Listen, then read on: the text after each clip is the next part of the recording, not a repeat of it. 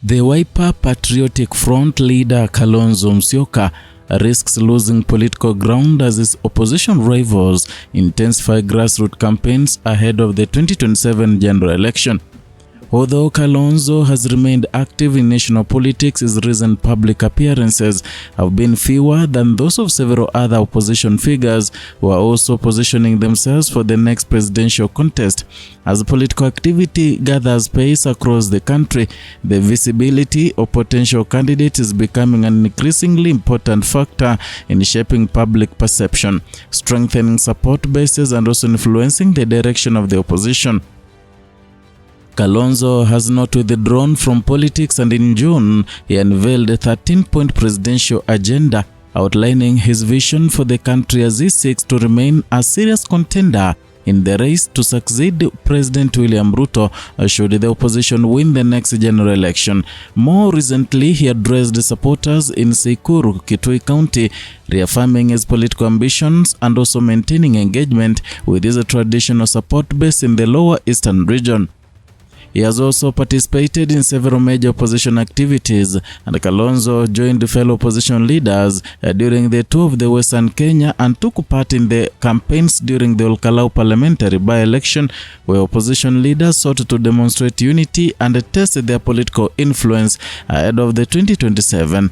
However, despite those appearances, his overall public profile has appeared more restrained compared with that of other opposition presidential hopefuls who have maintained an aggressive schedule of rallies, church visits, and also roadside meetings and regional tours. That difference is significant because Kenya's political landscape increasingly rewards their leaders who remain visible to voters. Public rallies, community engagements, and regular visits across the country not only strengthen political networks but also keep leaders in the national conversation through continuous media coverage. While Kalonzo has focused on selected political engagement, several of his rivals have intensified their grassroots campaigns in different regions of the country. The former Deputy President Rigathi Gachagua is among those maintaining an active campaign schedule. He has embarked on a 6-day tour in Embu and Meru counties, where he is engaging residents and also political leaders as he seeks to consolidate support in the Mount Kenya region.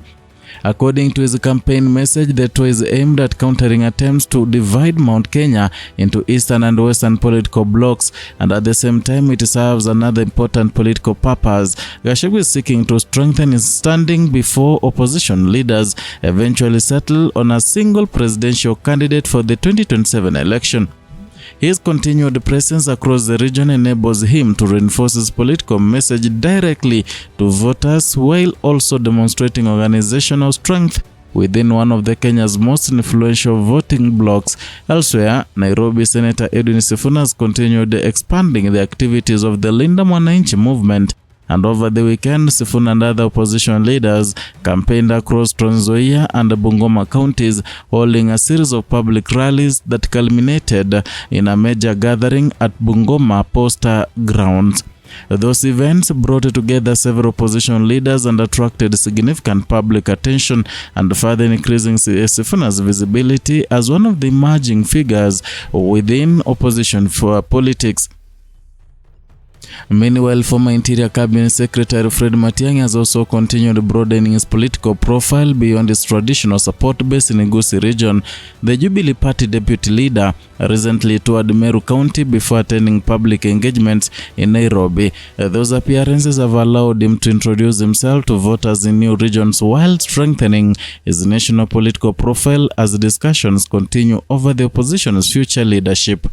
For all three leaders, sustained grassroots engagement serves multiple purposes. Every rally provides an opportunity to communicate policy messages, assess public sentiment, strengthen local campaign structures, and build relationships with the regional leaders.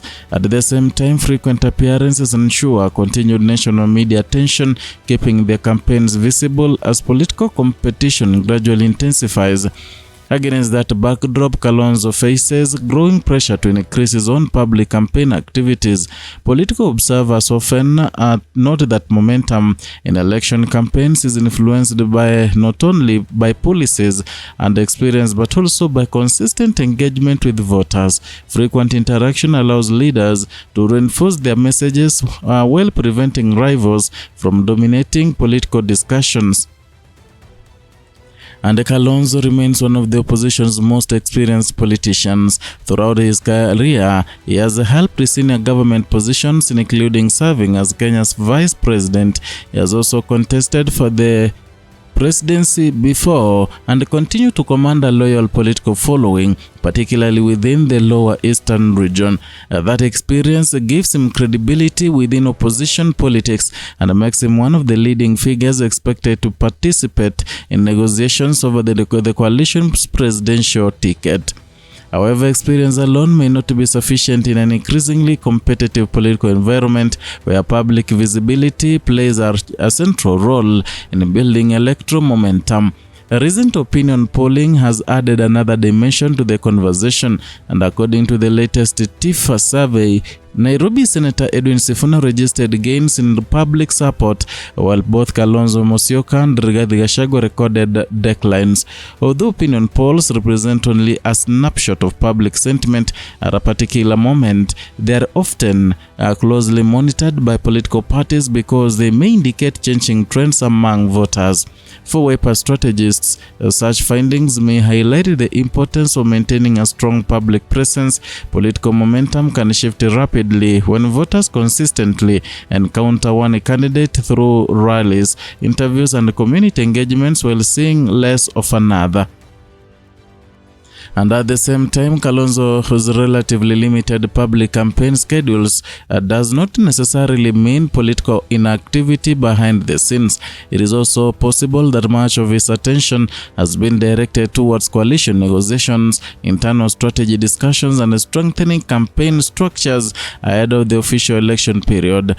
Building political alliances remains one of the most important aspects of presidential campaigns in Kenya, particularly within opposition politics where coalition building has historically played a decisive role. His allies have also continued mobilizing support within the Kamba community as they seek to consolidate its traditional political base before expanding into other regions. Even so, Kenya's political history has repeatedly demonstrated that negotiations conducted behind closed doors are only one part of the successful presidential campaign. Public engagement remains equally important because elections are ultimately decided by voters who expect to see, hear, and interact with those seeking national leadership. And as Rigathi Gachagua continues campaigning across Mount Kenya East, Edwin Sifuna expands the Linda Mwananchi movement in Western Kenya, and Fred Matiang'i increases his engagements in different parts of the country. The contrast with Kalonzo's relatively lower public profile becomes increasingly noticeable. The coming months may therefore prove critical for the wiper leader. He faces an important strategic decision over how to balance coalition negotiations with the direct vote engagement. Remaining actively involved in an alliance discussions may strengthen his position within opposition leadership structures, but increasing his visibility across the country would also become essential as competition for opposition's presidential ticket intensifies.